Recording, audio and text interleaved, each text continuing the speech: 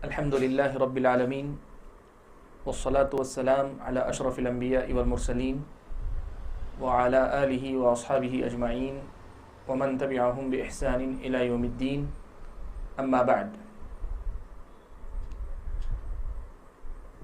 درس کا جو سلسلہ ہم نے شروع کیا تھا علماء اور مفکرین کے درمیان فرق، اس سلسلے کی ایک کڑی کے طور پہ مولانا وحید الدین خان صاحب کے افکار کا جائزہ لے رہے تھے کہ مولانا کی شخصیت ایک مفکر کی حیثیت سے پوری دنیا میں مشہور ہیں. جو باتیں ہم نے کہی تھیں کہ ایک عالم جب دین کا ترجمان بنتا ہے اور وہی ایک مفکر جب دین کا شارح، دین کی تشریح کرنے والا بنتا ہے تو کتنا فرق دونوں میں ہوتا ہے، اس کی مثال ہم لوگ دیکھ رہے تھے. آخری درس میں ہم لوگوں نے خاص طور پہ اس کتاب کا تذکرہ ہم نے کیا، قیامت کا الارم. اس کی روشنی میں ہم نے یہ بات سمجھنے کی کوشش کی کہ اس کتاب کے پیچھے کوئی ایک بہت بڑا مقصد نظر آتا ہے، اور اگر وہ مقصد نہ بھی ہو، فرض کریں کہ ایسا کوئی مقصد نہیں ہے، تب بھی اس کتاب میں جس قسم کی باتیں کہی گئی ہیں یہ اس بات کا بین اور واضح ثبوت ہے کہ مولانا وحید الدین خان صاحب شریعت اسلامیہ کی جو صحیح تشریحات اور وضاحتیں ہیں ان سے کس حد تک دور ہیں، اس کا ہم کو اندازہ ہوتا ہے. آج کے درس میں حقیقت میں جو کتاب کا بنیادی پیغام تھا اس پر گزشتہ ہفتے میں گفتگو ہو چکی، لیکن اس کے بعد بھی کتاب میں کچھ باتیں ایسی ہیں جو اسلامی شریعت کے مسلمہ حقائق کے بالکل خلاف، شریعت اسلامیہ کے مسلمہ حقائق کے بالکل خلاف ہیں یہ باتیں. تو ایسی کچھ باتیں ہم لوگ اور آج سنیں گے. انہی میں سے ایک مسئلہ ہے جس کا مولانا وحید الدین خان نے اس کتاب میں کئی ایک مقامات پہ تذکرہ کیا ہے.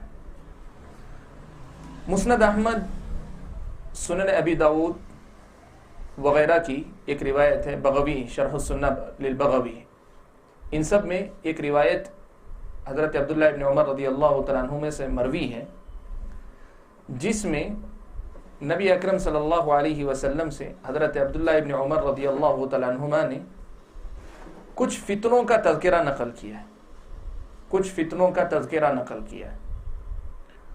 ان میں سے ایک تذکرہ یہ کیا ہے کہ ایک فتنہ آئے گا جس کو کہتے ہیں فتنۃ الدہیمہ. فتنۃ الدہیمہ، دہمہ کے معنی ہوتے ہیں بالکل کالا اور سیاہ، سیاہ ایک دم، اور اسی کو تصغیر عربی میں ہوتا ہے ایک طریقہ، تصغیر کہتے ہیں، تصغیر کر کے اس کو دہیمہ کہا گیا ہے. اہل علم نے لکھا ہے کہ بتانے کے لیے کہ یہ فتنہ جو ہے کتنا گمراہ کن ہوگا، اس کی شدت یا اس کی حقارت بیان کرنے کے لیے تصغیر کی گئی ہے. اس فتنہ دہیمہ کا لفظ کو لے کر مولانا نے بہت کچھ لکھا ہے، جبکہ حدیث کی روشنی میں حدیث کے الفاظ آپ کے سامنے یہ بات بیان کروں کہ یہ فتنہ جب آئے گا تو اس امت کے کسی آدمی کو نہیں چھوڑے گا، ہر آدمی کو ایک ایک جو ہے تماچا ضرور لگے گا. یہ حدیث کے الفاظ. جب جو ہے لوگ سمجھیں گے کہ یہ فتنہ ختم ہو گیا، یہ فتنہ اور بڑھے گا. قیامت کے قریب جو مختلف فتنے ہیں ان میں سے ایک فتنے کا تذکرہ اللہ کے نبی صلی اللہ علیہ وسلم نے کیا. اللہ کے نبی صلی اللہ علیہ وسلم نے کہا اس فتنے کے نتیجے میں ہوگا کیا کہ لوگ جو ہے کچھ لوگ صبح میں مومن ہوں گے، شام میں کافر ہوں گے. یہ اللہ کے نبی صلی اللہ علیہ وسلم نے شکل بتائی، اور آخر میں اللہ کے نبی صلی اللہ علیہ وسلم نے نتیجہ بتایا کہ اس فتنے کے نتیجے میں ہوگا یہ کہ پوری دنیا کے جو لوگ ہوں گے دو حصوں میں بٹ جائیں گے، ایک مومنوں کا ہوگا، دوسرا کافروں کا ہوگا، دو حصوں میں بٹ جائیں گے. اور جب یہ صورتحال ہوگی، یعنی فتنہ دہیمہ کے آنے کے بعد، فتنہ دہیمہ کے آنے کے بعد پوری دنیا کے لوگ دو گروپ میں بٹ جائیں گے، ایک مسلمان اور دوسرے کافر. تب ایسی صورت میں دجال ظاہر ہوگا، یعنی جب یہ فتنہ مکمل ہوگا اور لوگ دو گروہوں میں بٹ جائیں گے، تب جا کر اللہ کے نبی صلی اللہ علیہ وسلم کی حدیث کے الفاظ ہیں فَإِن كَانَ ذَاكُمْ فَانْتَظِرُوا الدَّجَّالَ. جب یہ منظر دیکھ لو کہ ایک دم بہت بڑے فتنے، ایسا فتنہ کہ جس میں سب شکار ہوں گے، سب لوگ اس میں مبتلا کیے جائیں گے، اور اس کے نتیجے میں ہوگا یہ کہ لوگ جو ہے مومن سے کافر، کافر سے مومن ہوں گے، اور نتیجے میں ساری دنیا کے لوگ دو حصوں میں بٹ جائیں گے، مومن اور کافر میں بٹ جائیں گے۔ جب یہ منظر تم دیکھ لو تو تم دجال کا انتظار کرو، من یومی او من غدی، اسی دن یا دوسرے دن دجال آ جائے گا۔ یہ جیسے میں نے بتایا مسند احمد اور ابو داؤد اور بغوی نے شرح السنہ میں اپنی نقل کیا ہے، یہ مختلف کتابوں میں حدیث کی موجود ہے روایت۔ مولانا نے جیسے میں اس سے پہلے ذکر کر چکا ہوں کہ ایک تو حدیث سے تعلق بہت کم ہے، اور حدیث سے تعلق بھی رکھتے ہیں تو اس طرح کہ اکثر حدیث میں سے کوئی ایک ٹکڑا لے لیتے ہیں، ایک ٹکڑا لے کر خود اس حدیث میں جو اس کی وضاحت آئی ہے اس کو بھی چھوڑ دیتے ہیں، باقی ایک ٹکڑا لے کر ساری باتیں اپنی کہتے ہیں، اور تأثر یہ دینے کی کوشش کرتے ہیں کہ یہی پیارے نبی صلی اللہ علیہ وسلم کی مراد ہے۔ فتنہ دہیمہ کا جو مسئلہ ہے یہ مولانا کی اس پورے تحریر کی ایک بہت اہم بنیاد ہے۔ فتنہ دہیمہ کا مطلب کیا ہے؟ ان کے پاس مطلب یہ ہے کہ ایسا ہوگا کہ دجالیت جو ہوگی، دجالیت کا ذکر گزشتہ درس میں ہمارے گزرا ہے کہ مذہب کا پولیٹیکل تعارف، مذہب کو جو ہے پولیٹیکل رنگ دے دینا، اس کے نتیجے میں ہوگا یہ کہ ان کی تشریح کے مطابق دین کی اصل شکل و صورت جو ہے مٹ جائے گی، ختم ہو جائے گی، دین کی اصل شکل و صورت مٹ جائے گی، ختم ہو جائے گی، اور اصل جو دین کی روح ہے وہ دنیا میں موجود نہیں رہے گی، اور اس حد تک پہنچ جائے گی کہ اس حقیقت کو پانا جو ہے کسی کے لیے ممکن نہیں ہوگا۔ تو اسی کو جو ہے اندھیرے سے تعبیر کیا گیا ہے، کالے فتنے سے تعبیر کیا گیا ہے، فتنہ دہیمہ کہا گیا ہے۔ یہ ان کا کہنا ہے، یہ ان کا کہنا ہے کہ دین اس قدر زیادہ، گویا یوں کہیے کہ دین اجنبی ہو جائے گا۔ اجنبی کس معنی میں؟ شریعت میں جو لفظ استعمال کیا گیا اس معنی میں نہیں، ان کی نظر میں ہوگا کہ دین کی اصل جو حقیقت ہے وہ معدوم ہو جائے گی، اور پھر یہ مسئلہ جو ہے حل اس کا یہی ہوگا کہ اللہ تبارک و تعالیٰ کی طرف سے کوئی شخصیت منتخب کی جائے گی، پھر وہ جو ہے اس کی وضاحت کرے گی۔ میں کچھ عبارتیں پہلے ان کے پڑھ کے سناتا ہوں، پھر اس کی طرف واپس لوٹتا ہوں۔ صفحہ نمبر قیامت کے الارم میں صفحہ نمبر 86 میں انہوں نے فتنہ دہیمہ کا ذکر کیا ہے پہلے ابتداءً،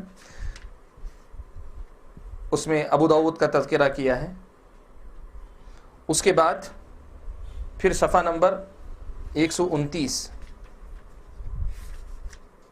یعنی 129 میں بھی اس کا تذکرہ کیا ہے۔ کہتے ہیں فتنہ دہیمہ کا دور، اس پر جو ہے گفتگو کرتے ہوئے کہتے ہیں، اس سے پہلے صفحہ نمبر 127 میں اس پر گفتگو کرتے ہوئے کہتے ہیں کہ حدیث رسول سے معلوم ہوتا ہے کہ مہدی کا ظہور فتنہ دہیمہ یعنی تاریک فتنے کے زمانے میں ہوگا۔ اس وقت تمام لوگ معرفت حق کے بارے میں اندھیرے میں پڑے ہوئے ہوں گے۔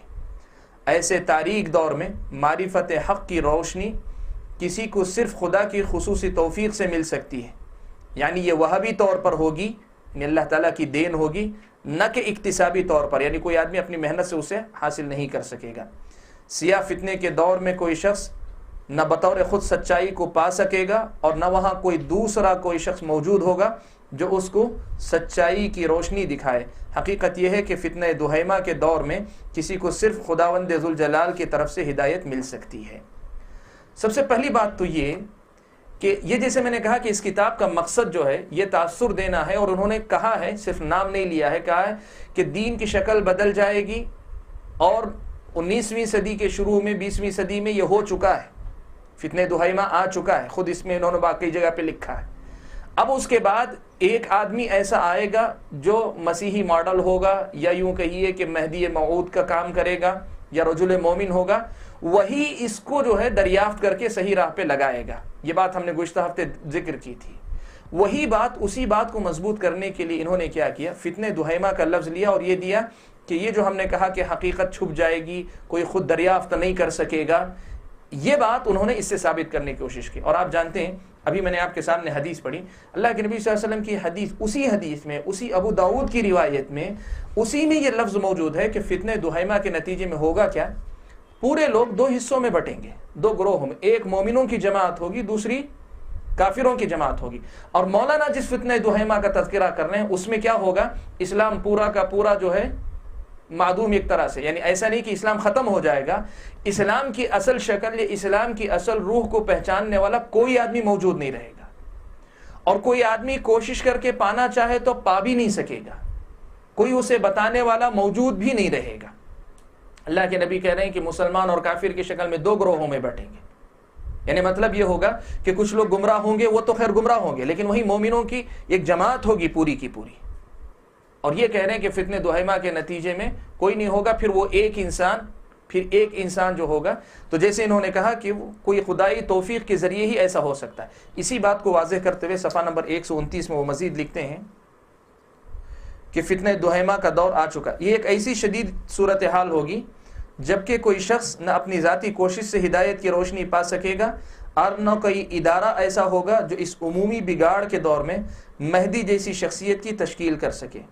ایسا واقعہ براہ راست خدا کی مداخلت کے ذریعے ہوگا، خدا کی خصوصی مداخلت کے بغیر ایسا ہونا ناممکن ہے۔ ایسا اس لیے ہوگا تاکہ خدا کے بندوں کو خدا کا سچا راستہ دکھایا جا سکے۔ مطلب کیا ہے؟ صاف لفظوں میں یوں کہیے کہ ایک طرف تو جو ہے فتنہ دہیمہ کے ایک لفظ کو لے کر پلیٹ فارم بنایا جا رہا ہے، پلیٹ فارم ایک دعوے کے لیے جو ہے پلیٹ فارم جو ہے فراہم کیا جا رہا ہے، جبکہ اگر اسی حدیث کو پڑھ لے تو یہ دعویٰ بے بنیاد نظر آتا ہے۔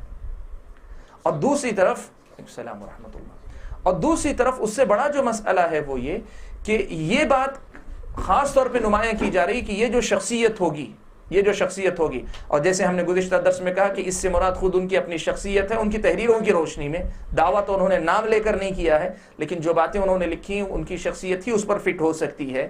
تو ایسی صورت میں یہ کہا جا رہا ہے کہ گویا یہ شخصیت بھی خود اپنی کوششوں سے نہیں باہر آئے گی، گویا اللہ تعالیٰ کا انتخاب ہے، اللہ تعالیٰ کا انتخاب ہے، یعنی اپنے آپ کو جو ہے کچھ اس انداز سے پیش کرنے کی کوشش ہے جیسے جو ہے یہ کوئی اللہ تبارک و تعالیٰ کا انتخاب ہے۔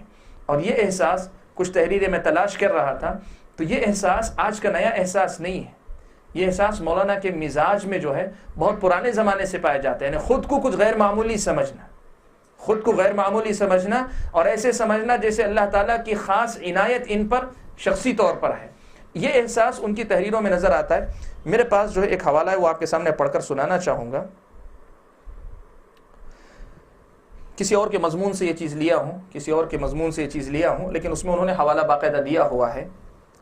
الرسالہ اکتوبر 1983 1983 کے الرسالہ میں انہوں نے ایک مسئلہ لکھا ہے، ایک واقعہ ذکر کیا ہے۔ صاحب کتاب جن کا یہ تحریر ہے انہوں نے لکھا ہے کہ مولانا وحید الدین خان صاحب کا جو ہے بجلی کا شاک لگ کے ہاتھ جو ہے جل گیا تھا اس دور میں۔ تو اس واقعے کے بعد ایک تجربہ انہوں نے اپنا لکھا ہے، اپنا ایک احساس لکھا ہے۔ اس عبارت کو پڑھیے اور دیکھیے کہ جو یہاں اپنے آپ کو ایک غیر معمولی شخصیت کے حصے سے متعارف کروانے کی کوشش کر رہے ہیں، یہ جذبہ جو ہے ہمیشہ سے موجود نظر آتا ہے۔ دیکھیں کہتے ہیں آج صبح کو، یہ مولانا کی تحریر ہے، الرسالہ اکتوبر 1983 صفحہ نمبر 18 پہ لکھے ہیں، آج صبح کو مجھ پر ایک عجیب تجربہ گزرا۔ مولانا خود لکھ رہے ہیں، تذکیر القرآن، قرآن کی جو تفسیر انہوں نے لکھی ہے اس کا تذکرہ کہ تذکیر القرآن میں سورہ یونس کی آیت نمبر 25 سے 27 کی تشریح لکھ رہا تھا۔ الیکٹرک برن کی وجہ سے میری کلائی زخمی ہے، دائیں ہاتھ کی انگلیاں تقریباً 75% 75% سن ہو گئی ہیں، ہاتھ اتنا کمزور ہے کہ قلم پکڑنے میں نہیں آتا، تاہم اسی حالت میں لکھنے کی کوشش کر رہا ہوں۔ ٹھیک ہے، یہاں تک تو بس ایک واقعہ نقل کیا۔ اس کے بعد عین اس وقت مجھ پر ایک لمحاتی تجربہ گزرا، یعنی کچھ ایک ایسی فیلنگ مجھ پر طاری ہوئی، مجھے ایسا لگا جیسے میں خدا کو اپنے فرشتوں سے یہ کہتے ہوئے سن رہا ہوں کہ ذرا میرے بندے کو دیکھو۔ بے اختیار دل بھر آیا اور آنکھوں سے آنسو ٹپکنے لگے۔ یہ جو احساس ہے کچھ میں کچھ غیر معمولی ہوں، میں کچھ غیر معمولی کر رہا ہوں، یہ احساس جو ہے احساس تفاخر جسے کہتے ہیں، یہ اس قسم کی ایک کیفیت ہے۔ تو جو بات یہاں جو میں نے کہی کہ وہ خدا کا انتخاب ہوگا، یہ غیر معمولی شخصیت ہوگی، فلاں جو باتیں ہیں، یہ آج کا مسئلہ نہیں، بہت پرانا مسئلہ ہے۔ اسی سے ملتا جلتا ایک اور تجزیہ اس سے پہلے انہوں نے نقل کیا اسی صفحے پر، الرسالہ اکتوبر 1986 1986 کے الرسالہ اکتوبر کے الرسالہ میں صفحہ نمبر 25 اور 26 میں انہوں نے ایک اور بات لکھی ہے، وہاں بھی یہ شخصیت، یہ جو ہے مزاج نظر آتا ہے کہ میں جو کر رہا ہوں دنیا سے الگ ہٹ کر کوئی کام کر رہا ہوں. جو بات انہوں نے کہی، ہدایت کے لیے کوئی عالم موجود نہیں رہے گا، پھر اللہ تعالیٰ کسی ایک عالم کو اٹھائے گا، وہ مسیح موعود کا گویا مسیح کا نمونہ ہوگا، وہی مہدی ہوگا، وہی جو ہے رجل مومن ہوگا، وہی آخری دور کا مجدد ہوگا. یہ ساری باتیں اسی سے ملتی جلتی باتیں جو ہیں یہ پرانے زمانے میں بھی کرتے آئے ہیں. دیکھیے 19 جولائی کو کہتے ہیں 19 جولائی کو تذکیر القرآن کا کام مکمل 19 جولائی کو تذکیر القرآن کا مکمل ہونا بڑا عجیب واقعہ ہے. یعنی قرآن کی تفسیر انہوں نے مکمل کر لی تھی. اس میں اس سے معلوم ہوتا ہے کہ یہ کام تمام تر خدا کی مدد سے ہوا اور عین خدا کے منصوبے کے تحت اپنی تکمیل کو پہنچا. ویسے تو ساری باتیں اللہ تعالیٰ کے حکم اور اس کی مرضی ہی سے ہوتی، لیکن ان کا استعمال کر کے گویا یہ تاثر دینے کی کہ گویا اللہ تعالیٰ کے منصوبے نے، اللہ تعالیٰ کا ایک منصوبہ تھا اور اللہ تعالیٰ نے خاص اس منصوبے کی تکمیل کے لیے ان کا انتخاب کیا. ہر آدمی یہ کہہ سکتا ہے کہ میں نے جو کام کیا اللہ تعالیٰ نے مجھ سے کام لیا، لیکن جو بات یہ آگے کہنے جا رہے ہیں کہ جو تفسیر میں نے لکھی ہے وہ اتنی غیر معمولی ہے کہ اللہ تعالیٰ نے یہ کام مجھی سے لیا. اس قسم کی بات دیکھیں، آگے میں پڑھتا ہوں، پہلے عبارت سن لیں. کہتے ہیں اس سے معلوم ہوتا ہے کہ یہ کام تمام تر خدا کی مدد سے ہوا اور عین خدا کے منصوبے کے تحت اپنی تکمیل کو پہنچا. یہ ایک خدائی منصوبہ تھا اور خدا ہی نے اپنے خصوصی اہتمام سے اس کو پورا کیا. تذکیر القرآن ایسے حالات میں مکمل ہوئی جبکہ میرے حالات بے حد خراب تھے، حتیٰ کہ کچھ لوگ مجھے ہلاک کرنے کے درپے تھے. آج جب میں نے تذکیر القرآن کو مکمل کیا تو میرے دل نے کہا جو کام مجھے کرنا تھا وہ آج پورا ہو گیا. اب انشاءاللہ خدا کے دین پر کوئی شخص پردہ نہ ڈال سکے گا یہاں تک کہ قیامت آ جائے. یعنی مطلب کیا ہوا، وہ جو کام تھا دین پر ایک طرح سے جو ہے پردہ پڑا ہوا تھا، وہ پردہ ہٹا کر میں نے جو ہے اب اسے واضح کر دیا ہے. گویا مطلب اب تک تفسیروں میں وہ کام نہیں ہوا تھا، تحریروں میں کام نہیں ہوا تھا، خدا نے خصوصی منصوبے کے تحت ان سے یہ کام لیا. اب دین اس قدر کھل کر آ گیا ہے کہ قیامت تک اس پر پردہ نہیں ڈالا جا سکتا.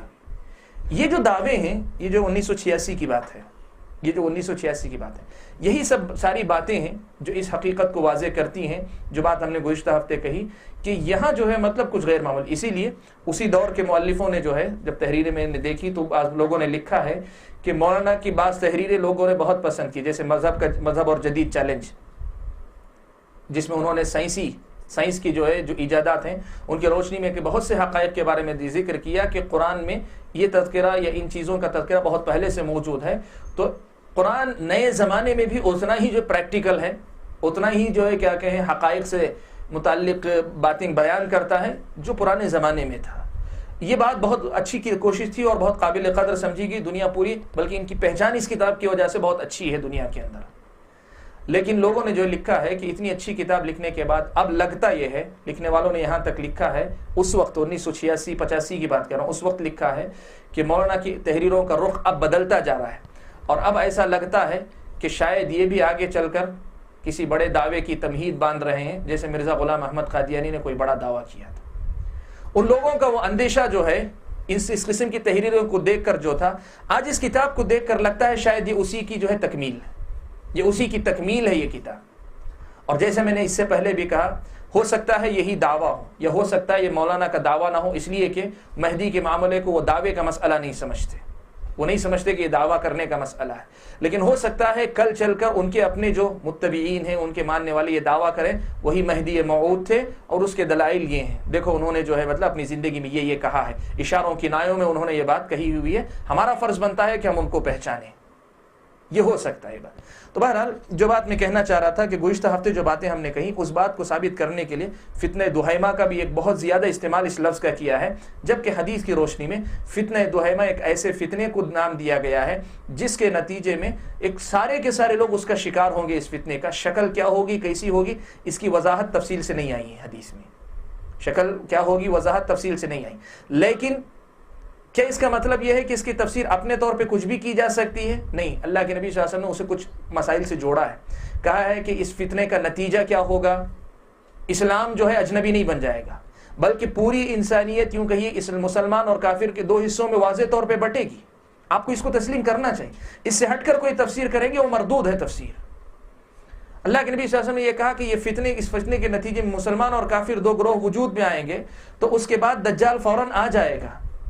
تو اس فتنے کو دجال کے اس موضوع سے جوڑ کر، اور اس دجال سے مراد وہ دجال نہیں جو مولانا متعارف کروا رہے ہیں، دجالیت جسے کہہ رہے ہیں، دجال سے مراد وہ حقیقی دجال جو احادیث میں آیا ہے، اس سے پہلے پیش آنے والا وہ فتنہ ہوگا، اس کے ساتھ اسے جوڑا جائے، اس کے سیاق اور سباق سے کاٹ کر اپنی طرف سے کوئی معنی دیا جائے تو یہ بات جو ہے غلط ہوگی.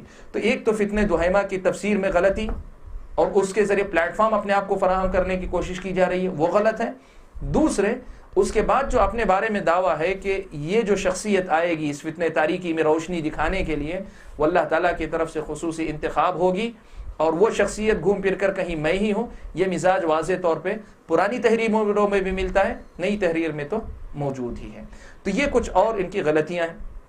میں اس کتاب کے عمومی موضوع سے پر یہاں آ کر رکتا ہوں، البتہ کچھ اور مسائل ہیں جن میں انہوں نے جو ہے بنیادی مسئلے سے جو ہے بنیادی جو مسلمات ہیں شریعت کی نظر میں ان سے انحراف کیا ہے. ان میں سے ایک مسئلہ ہے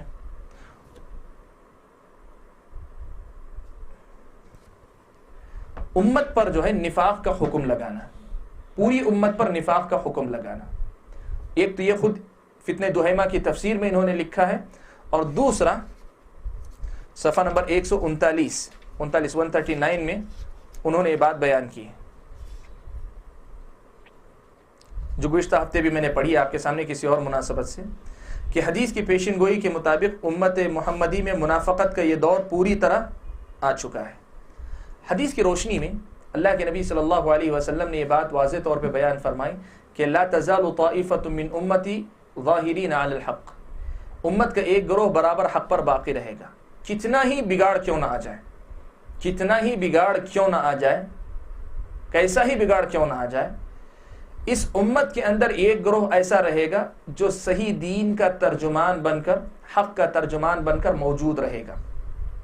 کوئی دور امت کا اس سے خالی نہیں ہوگا حتی یأتی امر اللہ، یہاں تک کہ اللہ تعالیٰ کا فیصلہ آ جائے، یعنی قیامت آ جائے، جیسے اہل علم نے ذکر کیا.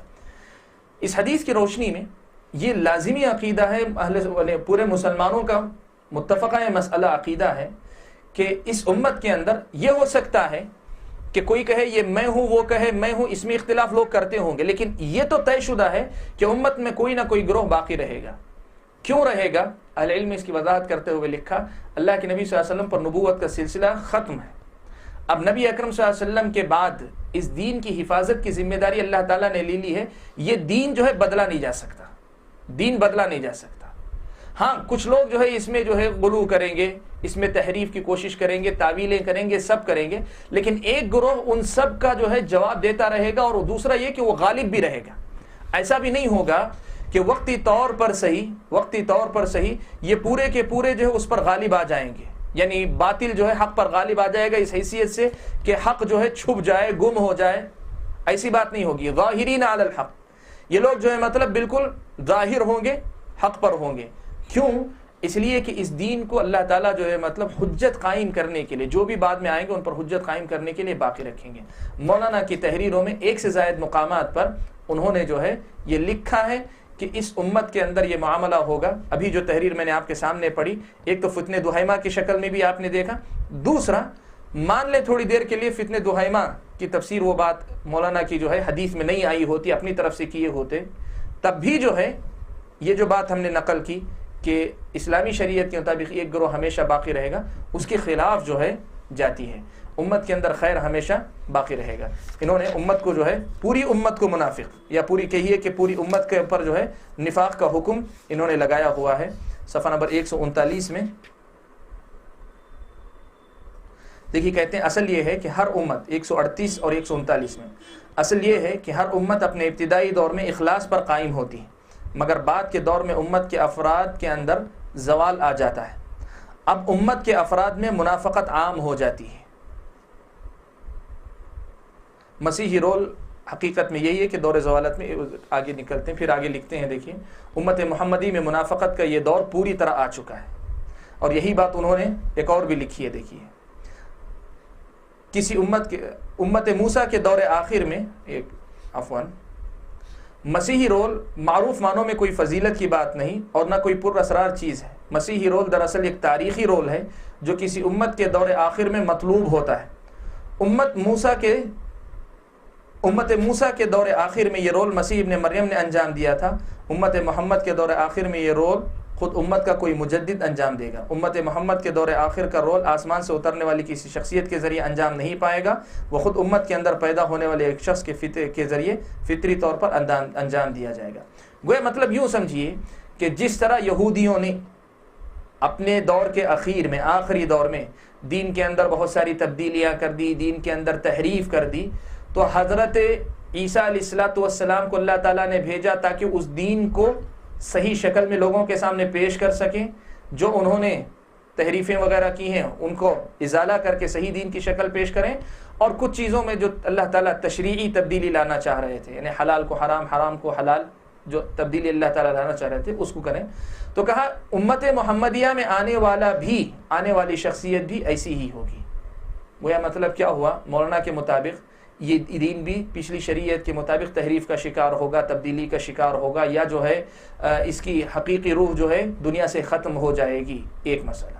اور دوسرا مسئلہ یہ کہ اس حقیقی روح کو دریافت کرنے کے لیے جو شخصیت آئے گی وہ اللہ تعالیٰ کی طرف سے منتخب شخصیت ہی ہوگی. وہ مسلمانوں ہی میں سے خود اپنے بل پر, خود اپنی جو ہے محنت کے بل پر اس نتیجے تک پہنچنے والی یا اس دین کو پہنچانے والی نہیں ہوگی. یہ مولانا کی جو ایک اور غلطی ہے کہ طائفہ منصورہ جسے کہا گیا ہے, اس طائفہ منصورہ کے وجود کے یہ منکر ہیں, جسے شریعت میں واضح الفاظ میں ذکر کیا گیا ہے, اور نبی اکرم صلی اللہ علیہ وسلم کے بعد ہر دور کے مسلمانوں نے جسے جو ہے ایک شریعت کی مسلمہ حقیقت کے طور پہ تسلیم کیا ہے. اس کے ساتھ ساتھ مولانا کی کچھ اور غلطیاں بھی ہیں منہجی اعتبار سے. میرے خیال میں جو ہے آج اس درس کو جو یہیں روکنا چاہوں گا. انشاءاللہ اگلے درس کے اندر کچھ بنیادی غلطیاں اور ہیں جو ہے واضح طور پہ بتاتی ہیں کہ مولانا کا مسئلہ ایسا نہیں ہے کہ کہیں کچھ تحریر میں قلم سے چوک ہو گئی, کوئی آدمی ان الفاظ کو پکڑ رہا, ایسا مسئلہ نہیں. طے شدہ جو ہے مطلب جو حقائق ہیں ان سے انحراف ہے. جیسے مثال کے طور پہ اگلے ہفتے ذکر کروں گا, سلف صالحین کے منہج کی اتباع کرنا کہتے ہیں یہودی طریقہ ہے, یہودی طریقہ ہے. اور جو ہے ایسے ہی وحی کی جو اقسام قرآن میں اللہ تعالیٰ نے جو ہے مطلب وحی کی 3 قسمیں ذکر کی ہیں, مولانا کہتے ہیں وحی صرف ایک قسم کی ہوتی ہے. ایسی باتیں جو قرآن کی واضح باتیں, اللہ تعالیٰ نے انبیاء کو جو ہے مطلب بعض انبیاء کو بعض پر فضیلت دی ہے اور بعض کو بعض سے برتر بنایا, کہتے نہیں سارے انبیاء برابر ہیں, کوئی نبی کسی سے افضل نہیں ہے. ایسے جو واضح حقائق کا انکار, بہت سی چیزیں جو ہے شریعت اسلامیہ کے واضح تعلیمات کے خلاف ہیں, بہت سی چیزیں, یہ انشاءاللہ میں اگلے درس کے اندر نقل کروں گا. آج کا درس حقیقت میں جو سلسلہ انہوں نے قیامت کا الارم لکھ کر شروع کیا تھا اس کی روشنی میں کچھ باتیں بتانے مقصود تھی, تو آج کے درس میں اسی پر ہم لوگ بس کرتے ہیں. واللہ تعالی اعلم, سبحانک اللہم و بحمدک, اشہد ان لا الہ الا انت, استغفرک و اتوب الیک. السلام علیکم و رحمۃ اللہ. وہ مہدی ڈکلیئر کرتے ہیں, ان کا مسئلہ ایسا ہے کہ معمولی لوگ بھی مہدی, ان کو جو ہے سیدھے پوچھنا چاہیے آپ کا نام کیا ہے, نام کیا ہے. اب وہ بولیں گے کچھ بھی, مثال کے طور پہ آپ میں سے کوئی بولے کسی کا نام, کوئی بھی نام بولے اپنا, آپ کا بلال, مثال کے طور پہ بلال, تو بولیں گے مہدی کا نام تو محمد ہوگا, آپ بلال ہیں, آپ نہیں ہو سکتے. اب پتہ چلا کوئی بولے نہیں میرا نام محمد ہے, تو آپ جو ہے مطلب بولیں اللہ کے نبی نے کہا ان کے والد کا نام عبداللہ ہوگا, آپ کے والد کا نام کیا ہے, نہیں ہوگا. آج کل یہ تھوڑا کامن ہو گیا ہے مہدی, میں 2-3 جگہ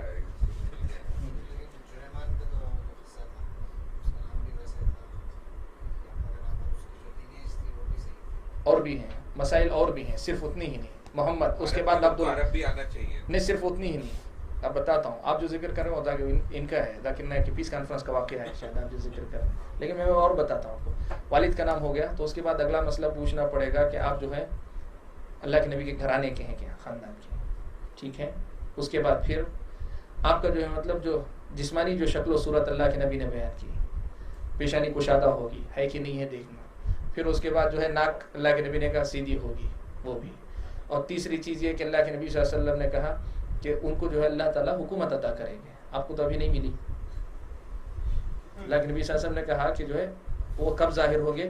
جب ایک خلیفہ کا انتقال ہوگا، مسلمانوں کے ایک حکمران کا انتقال ہوگا، ان کے بعد جو ہے ان کی اولاد آپس میں اختلاف کر رہے گی حکومت کے لیے، اس وقت یہ ظاہر ہوں گے۔ آپ جب آئے ہیں نہ تو یہاں کوئی مسلمان حکمران ہے، نہ یہاں جو ہے مطلب اس کی وفات ہو کے دو بھائی لڑ رہے، ایسی بھی صورتحال نہیں ہے۔ فرض کریں ایسی حالت میں بھی آ گئے تو ابھی تو آپ کے ہاتھ پر جو ہے بیعت کرنے کے لیے ابھی وقت ہے، جب تک آپ جو ظاہر نہیں ہوں گے نہیں ہوگا۔ اور وہ مسئلہ یہ کہ مہدی جو ظاہر ہوں گے کہاں سے ہوں گے؟ مشرق کی طرف سے نکل کے آئیں گے، لیکن ظاہر کہاں ہوں گے؟ کہاں؟ کعبۃ اللہ کے پاس ہوں گے۔ اور آپ چاہیں تو یوٹیوب پہ ایک ویڈیو کلپ یہ بھی آپ کو مل جائے گا جس میں جو ہے مطلب ایک آدمی نے عصر کی نماز کے دوران، نماز عصر کے دوران، پچھلے کچھ میرے خیال میں 4-5 سال کا واقعہ ہے کہ عصر کی نماز امام صاحب پڑھا رہے ہیں، اچانک جو ہے وہ سجدے میں تھے یا تشہد میں تھے، اچانک انا المہدی، یعنی میں ہی مہدی ہوں۔ کون سے؟ جو کعبۃ اللہ کا جو مائی جس پہ امام نماز پڑھاتے اس پہ آ کے پکارا، فوراً پولیس نے پکڑ کر لے گا۔ اب حدیث میں تو یہ ہے کہ مہدی جب ظاہر ہوں گے تو وہ آ کے جو ہے اعلان نہیں کریں گے، لوگ پکڑ کے لا کے ان کو بنائیں گے، آپ آ کر اعلان کر رہے ہیں۔ پھر اگر پکڑ کے لا کے بھی بنا دیے کچھ دوسرے لوگ، مثال کے طور پہ نہیں آپ ہی مہدی ہیں، تو اس کے بعد اللہ کے نبی صلی اللہ علیہ وسلم نے کہا کہ ان سے لڑنے کے لیے ایک لشکر آئے گا، نکل کر آئے گا۔ وہ لشکر جب آئے گا تو اللہ تعالیٰ اس لشکر کو دھسا دے گا۔ تو آپ سے لڑنے کے لیے تو کوئی لشکر آیا نہیں ہے۔ تو ایسے اگر آپ جائیں گے نا تو مہدی وہ ہے جس پر نبی کی بتائی ہوئی ساری نشانیاں فٹ ہوں، ایک بھی نشانی پیچھے رہی تو وہ مہدی نہیں ہے۔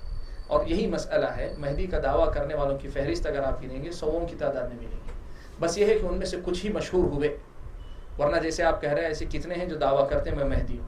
تھوڑے لوگ عالم نہیں کرتے لیکن ان کے ساتھ جو گینگ جیسے رہتی ہے ان کے ساتھ وہ لوگ تو ڈائریکٹلی بولتے ہیں۔ اور سب سے بڑھ کر یہ کہ مہدی ان کو ساتھ لے کے چلتے رہتے ہیں، سب سے بڑی بات وہ خود نہیں کرتے۔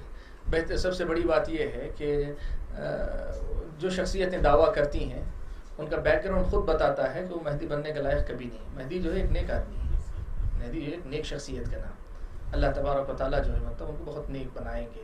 اللہ کے نبی صلی اللہ علیہ وسلم کہ یصلحہ فی لیلہ، اللہ تعالیٰ جو ایک رات میں ان کو ٹھیک ٹھاک کر دیں گے۔ تو کئی چیزیں ہیں، ایک لفظ میں آپ کو یہ کہنا چاہ رہا ہوں کہ کوئی بھی دعویٰ کرتا ہے تو ایک نشانی تلاش کرتے ہوئے جائیں۔ سب سے آسان جو ہے نام، والد کا نام، خاندان، صورت شکل، پھر اس کے بعد کس زمانے میں ظاہر ہو رہے ہیں، کیا ان کا طریقہ ہے، وہ خود دعویٰ کر رہے ہیں نہیں کر رہے، اس قسم کی چیزیں کئی چیزیں ہوں گی۔ تو ان سب کا جو ہے مطلب جائزہ لیں گے تو کہیں نہ کہیں آ کے پھنس جائیں گے۔ الہی کے حقیقی مہدی آ جاتے ہیں تو مجھے بھی بتائیے، میں بھی آؤں گا آپ کے ساتھ۔ واللہ تعالی اعلم، سبحانک اللہم و بحمدک، اشہد ان لا الہ الا انت، استغفرک و اتوب الیک۔